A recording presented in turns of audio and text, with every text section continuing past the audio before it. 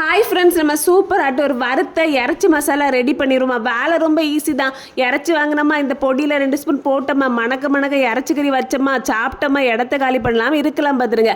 அதுக்கு ஒரு சட்டியில் ஒரு 20 வத்தலை தூக்கி போட்டு நல்லா வறுத்துக்கிடுங்க. கறியக்கூடாது, நல்லா வறுத்து தனியாக வச்சுட்டு ஒரு 6 ஸ்பூன் மல்லி, ஒரு கைப்பிடி நிறைய கருவேப்பிலை, இவ்வளோத்தையும் போட்டு வருங்க. ரெண்டையும் ஒன்றா போடுங்க. ஏன் தெரியுமா, கருவேப்பிலை எடுத்து கச்சக்கச்சான்னு பொடிச்சுன்னு வைங்களா, மல்லி வறுபட்டுன்னு அர்த்தம் பார்த்துருங்க. அதனால தான். அதுக்கப்புறம் 3 ஸ்பூன் பெருஞ்சீரகம், 1 ஸ்பூன் சாதா ஜீரகம், ரெண்டையும் சேர்த்து போட்டு கிண்டுவோம். ஏன்னா 2 பேருக்கு பேர்லையும் ஜீரகம் இருக்குல்ல, அதனால தான். அப்புறம் நல்ல மிளகுல ஒரு 2 ஸ்பூன் எடுத்து அதையும் போட்டு கிண்டி வறுத்து அது தூக்கி தனியாக வச்சுருங்க.